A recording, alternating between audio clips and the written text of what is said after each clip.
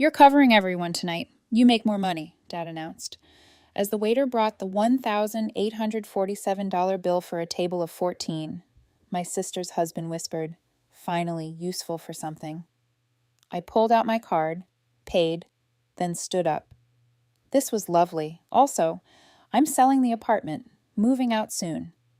Their jaws dropped. My name is Layla. I'm 32 years old, a physical rehabilitation therapist, and according to my family, the one who made it. Oldest child, first to graduate, first to buy an apartment. Also, the one they call when a back hurts, a car breaks down, or a bill is a bit tight this month. In my family, that basically means I'm the walking emergency fund with a face. I work long hours at a rehab center, post-surgery patients, athletes after ACL tears, grandparents after hip replacements. I spend my days teaching people how to walk again, how to move without pain. I'm good at what I do. I like my patients. I like seeing progress. What I don't like is coming home and realizing I have less respect in my own family than I get from strangers who can't climb stairs. 4 years ago, I bought a 2-bedroom apartment. It was supposed to be my place, my clean start. I'd saved for years. My parents were so proud. Then my little sister Hannah and her husband Tom hit a rough patch. "We just need a place for a few months," my mom said. "You have the space, Layla. Be a good sister. You don't even have kids." 4 years later, they're still in my apartment. Their names aren't on the deed. They don't pay rent. They complain if I leave dishes in their sink. So, that's the general picture. Now fast forward to last Saturday night. We're at this pretentious rooftop restaurant downtown for my dad's birthday.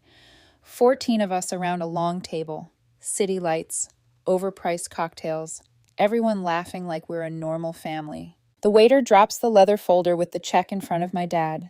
Dad flips it open. Eyebrows go up for half a second. Then he smiles and turns it to me like it's a menu. "You're covering everyone tonight. You make more money," he announces. Tom leans over and mutters under his breath, just loud enough for me to hear, "Finally, useful for something." Everyone laughs. My face gets hot. The number on the bill blurs for a second. I haven't even touched my wallet yet, but I already feel that old familiar heaviness in my chest. Here we go again. This dinner didn't come out of nowhere. It was just the loudest example of how my family has treated my income like community property since the day I got my first stable contract. When I finished my degree and landed a job at the rehab clinic, I was making okay money. Not buy a yacht money. More like finally stopped eating instant noodles every day money. My parents acted like I'd won the lottery. "Healthcare? That's secure," Dad said. "You'll never be out of work." Mom said, "You're so lucky, Layla, not like us, struggling all our lives." They weren't exactly struggling. We weren't rich growing up, but we had a house, 2 cars, vacations every couple of years. They made a lot of "we sacrificed everything" speeches, though, so I learned to feel guilty about basically existing. Then came the apartment. I'd been living with roommates, saving every extra cent. No eating out, no new clothes, just work and saving.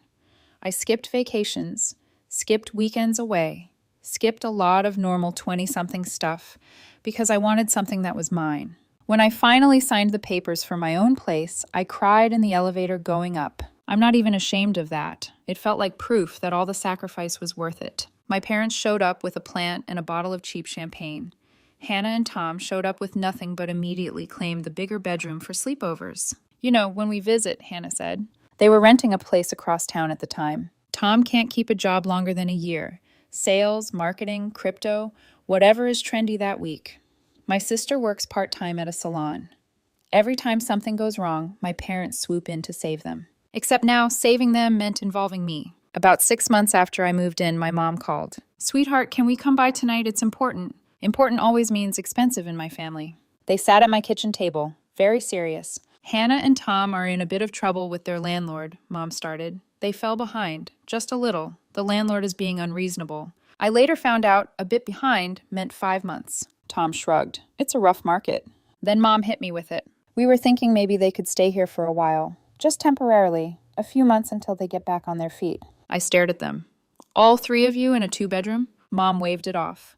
"You're barely here. You work so much and you're single. You don't need all this space. You always say you want to help people. Well, these are your people." That line is her favorite weapon. If I say no, I'm a hypocrite. Bad daughter, bad sister. The selfish one. Dad added, "We'd help with groceries when we can." That part never really happened. I caved. Of course I did. They moved in for a few months. From the start, the roles were clear. They took the master bedroom. You don't mind, right? Hannah asked, already hanging her clothes in the closet. We have more stuff. I got the smaller room. They brought their dog, who doesn't shed, according to them. My dark couch disagreed. Bills quietly shifted. My name is on everything. Utilities, internet, building fees. Hannah would send me maybe $50 every now and then and call it our part. The rest was on me. At first, I told myself it was fine. Family helps family. I still had enough to cover my own expenses, some savings. But it never stopped. Tom lost another job, then another. Every time my phone lit up, can you cover rent this month? We're waiting on a check. Netflix stopped working. Can you look? It says payment declined. For some reason, my card was attached to that account. Of course it was. When I started tracking everything in a spreadsheet, I scared myself. Over 3 years, I'd covered their portion of rent, which was never actually agreed on, but sort of assumed. Utility increases from 2 additional adults and a dog constantly at home. Their car insurance, just for a bit. A vet emergency when the dog swallowed a sock. Hannah's dental work because my credit card is maxed. On top of that, my parents constantly hinted at how reassuring it was that I was there if they needed help too. Once, Dad called because their car needed repairs. We'll pay you back when the refund comes in, he said. There was no refund. There was never a refund. What made it worse was how little respect they had for the fact that I was working myself into the ground. I'd come home after a 10-hour day of helping stroke patients learn to stand and find Tom on my couch, controller in hand. Rough day? He'd ask without taking off his headset. Yeah, I'd answer, setting my bag down. He'd nod. Same, man. Ranked matches are brutal. The first small crack in my just suck it up mindset came one night when I walked into the living room and heard my name. Hannah and my mom were on speakerphone laughing. I swear, Mom, my sister said, Layla is basically our landlord and our masseuse. Mom laughed. Well, she doesn't have a husband or kids. Her money's for all of us. That's why God made her so practical. Tom added, it's like having an on-call fixer with magic hands. They had no idea I was standing in the hallway listening. Something twisted in my chest. I backed into my room, shut the door quietly, and sat on the bed. On-call fixer. Cool. From then on, I started noticing every comment. Must be nice, Dad would say every time I mentioned something normal, like buying new shoes. Some of us have real responsibilities. My lack of responsibilities got brought up a lot. Translation. You don't have kids, so you don't get to keep your paycheck. Hannah would sigh dramatically over her iced coffee. We could save so much if we didn't have to pay for daycare and food and everything. You're lucky, Layla. You just have yourself. I was paying for most of the food in that apartment too. But okay. Then came the car situation. One day I got a call from the bank about a loan application. Ms. Carter, we just need to confirm your income and employment for the car loan you applied for. I hadn't applied for anything. Long story short, Tom had accidentally put my email and phone number as the primary contact on his car loan application. Your credit is better, he said. They'll approve it faster. They almost attached me as a co-signer without me knowing. I lost it that day. There was a huge fight. But even then, after yelling and tears and my mom's predictable, we don't fight like this in this family, nothing really changed. They apologized. I cooled down. Life went on exactly the same. So when Dad suggested this big birthday dinner, I already had a bad feeling. We want to celebrate properly this year, Mom said. You know, fancy place, nice photos. Your sister and Tom are strapped right now, but they'll come. It'll be special. Special always means Layla is paying for something. I told myself I'd just cover my share, maybe Dad's. Be reasonable. Set a small boundary. I underestimated how little they cared about reasonable. Back to the rooftop restaurant. 14 of us at the table. Parents, Hannah and Tom, their 2 kids, an aunt and uncle, a couple of cousins. Everyone ordered, like the menu didn't have prices. This steak looks good, Tom said. Only $80. YOLO, right, Layla? He grinned at me when he said it. I ordered the cheapest thing that wasn't a side dish, because I know what an $80 steak looks like on my budget. We drank wine I didn't choose. They ordered desserts for the whole table without asking. There were shots at one point. A birthday tower that cost more than my weekly groceries. When the waiter finally brought the bill, he placed it in front of my dad with a little nod. Dad flipped it open, barely blinked, then rotated it toward me like he was showing me a cool meme. You're covering everyone tonight. You make more money, he said, voice loud like it was a toast. A couple of my cousins laughed. Mom did that fake scandalized thing. Oh, Greg, she said, patting his arm. Don't bully her. Then she turned to me. But honestly, honey, You do earn the most, and this is a big milestone for your father. It would mean a lot." Tom leaned in close and whispered, "Finally, useful for something," before downing the rest of his drink. Something in me snapped, but it was a quiet snap. I looked at the number, $1,847. That was half a month's income after taxes. That was my emergency fund. That was my patient's copays that I argued about with insurance companies. My hands felt weirdly steady. "You really expect me to pay for 14 people?" I asked. Dad frowned like I'd just ruined the vibe. "Layla, don't make a scene. You know your sister and Tom can't afford this. We raised you better than to be selfish." Hannah chimed in. "Yeah, it's just money. You'll make more next month. It's not like you have a family to support." That line again. No family to support. I looked around the table, the same people who'd been living off me for years. "Okay," I said quietly. "Got it." I took out my card. The waiter hovered. "Will this be together or separate?" Dad gestured at me. "All together. She's got it." The waiter nodded and walked away with my card. I watched it leave like I was watching a little red lifeboat drift further from shore. While he ran the payment, everyone went back to chatting. Vacations they wanted, things they needed to buy. Hannah talked about upgrading the kids' tablets. Tom joked about wanting a bigger TV. Nobody thanked me. Nobody even acknowledged what was happening. The waiter came back with the receipt. "Here you go, ma'am. Thank you." I signed. My stomach twisted, but the weird thing was I felt calm. Absolutely, completely done. I stood up and raised my glass. "Okay," I said. "I need everyone's attention for a second." They all went quiet. Someone joked, "Oh, speech," and laughed. "First," I said, "Happy birthday, Dad. I hope you enjoyed dinner." He smirked, relaxed. "See, I told you she'd do it." I looked straight at Hannah and Tom. "And second, I wanted to let you all know that this is the last time I pay for anything for this family." The table froze. "What?" Mom asked, her smile flickering. I kept going. "Including the apartment. I'm selling it. I'm moving out soon." I nodded at Hannah and Tom. "You two need to start looking for a new place." You could have heard a fork drop. Hannah's face went white. "You're what?" Tom laughed like I was joking. "Very funny. Don't be dramatic." "I'm not joking," I said. "I've already talked to a realtor. The listing photos happen next week." Dad slammed his hand on the table. "Layla, this is not the time." "Actually," I said, "it's exactly the time because I just paid $1,800 so you could all have a fun night. On top of 4 years of subsidizing Hannah and Tom. On top of bailing you out of car repairs and credit cards and bills." My voice stayed steady. It surprised even me. I took my phone out and opened my notes app. "I've paid for your daycare late fees," I said to Hannah. "Your vet bills, your utilities. I covered 3 months of Mom and Dad's mortgage during COVID. Remember that? Almost 10 grand total, not counting this dinner." A couple of my cousins looked down at their plates. "And what I get in return," I continued, "is being called an on-call fixer and finally useful for something." Tom went red. "You were eavesdropping." "So you admit you said it," I replied. "Great." Mom's eyes flashed. "We are not talking about this here. Sit down." "No," I said. I felt weirdly light, like a weight was sliding off piece by piece. "I'm done sitting down and shutting up so you can keep using me." I set my empty glass down. "You have 30 days, I said to Hannah and Tom. "I'll put it in writing since everybody loves to forget what I say." Then I looked at my parents. "And in the future, if you can't afford a dinner like this, don't book it and assume I'll cover it.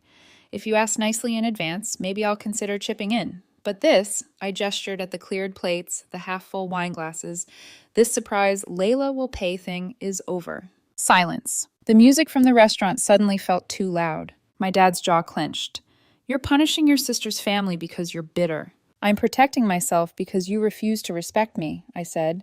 And for the first time in my life, I actually believe my own words. People think the dramatic speech is the hardest part. It's not. It's what comes after. The fallout. The group chats, the calls, the guilt bombing. It started in the parking lot. As soon as we stepped outside, the night air hit us, and so did my mother. She grabbed my arm. "Layla, what was that? You humiliated us in front of everyone." I gently took my arm back. "I stated boundaries in front of witnesses," I said. "That's different." Dad joined in. "Where are they supposed to go? Out on the street? You want your niece and nephew homeless?" There it was. The kids' card. I'd been waiting for it. "They have 2 incomes," I said. "They can find a 1-bedroom or a studio, like every other young couple who isn't being carried. They've had 4 years of a head start."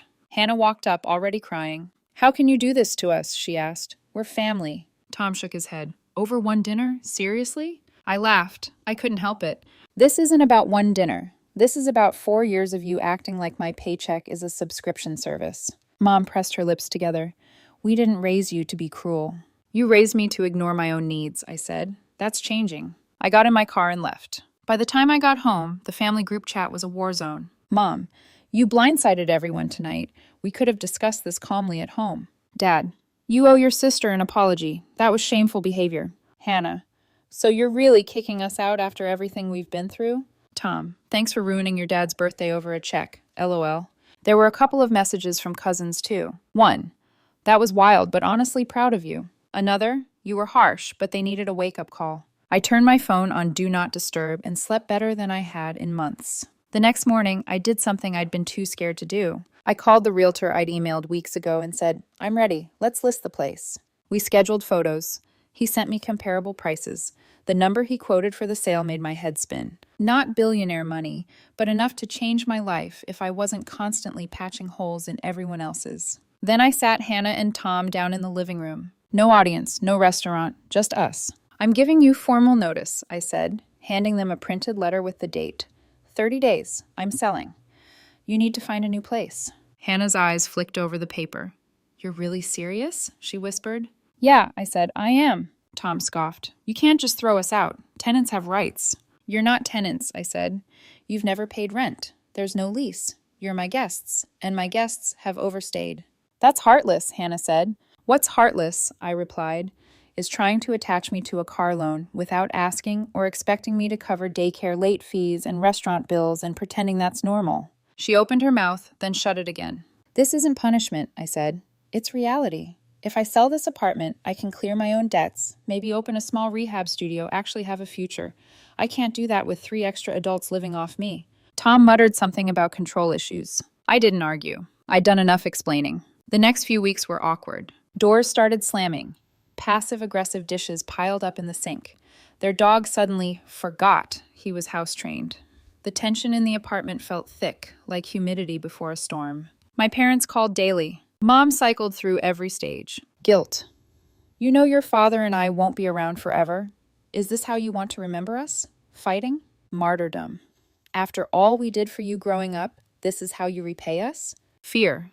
Hannah is so stressed she can't sleep. The kids are confused. Is that what you want? Then bargaining. What if they just pay a little rent? We can all work something out. I stuck to one sentence. The decision is made. I repeated it so many times it started to feel like a meditation. Not going to lie, there were moments I almost caved. Like when my niece came into my room one night and asked, Aunt Layla, are we moving because we were bad? I hugged her. No, sweetheart, you were perfect. The grown-ups just need to fix some things. After she left, I sat on my bed and stared at the wall for a long time. I increased my own therapy sessions during that month. My therapist kept bringing me back to the same point. You're not making them homeless, she said. You're making them responsible.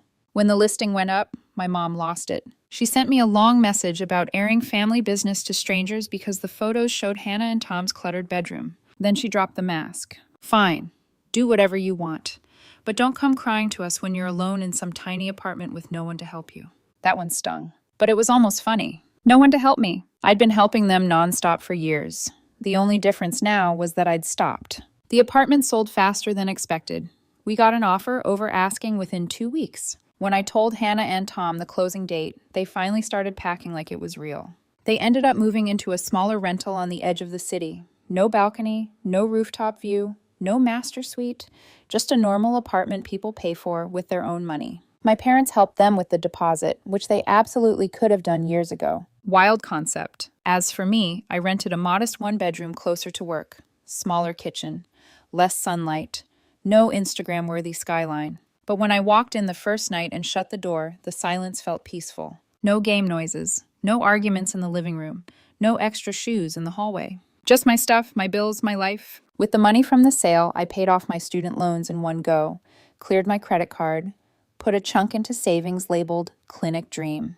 It was the first time my bank account looked like it belonged to an adult who wasn't constantly one crisis away from zero. My patients noticed the change in me before my family did. You look lighter, one of my regulars said. Did you go on vacation? Kind of, I answered. From my family. We both laughed, but I meant it. At work, I started talking with a colleague about opening a small rehab studio together in the future. Something more personal than the big clinic. Before, that idea would have felt irresponsible. Now it felt possible. My parents still invited me to things, but always with an asterisk. We're having dinner Sunday. Hannah and Tom will be there. We expect you to be civil. I went once. They spent the whole time talking about how rough the move had been. We had to downgrade, Hannah complained. I miss the view. The kids miss the space.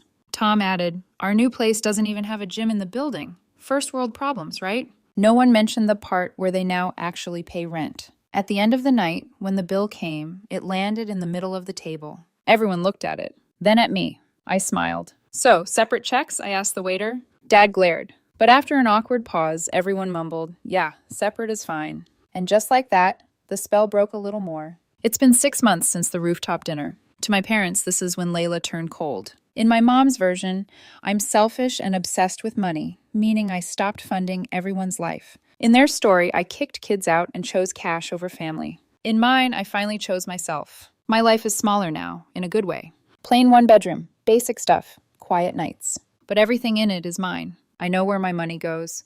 I open my banking app and don't feel sick. I still help people. That's literally my job. I stay late with nervous patients.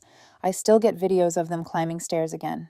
That kind of help fills me up. I just don't let my family treat me like an ATM anymore. I see them less, and only on my terms. If they invite me out, I ask, how are we handling the bill? If it's vague, I pass. When my dad hinted about taxes, I said, I can't help with money, but I can help you call the bank. He dropped it. My sister and I have a quiet truce. She sends photos of the kids.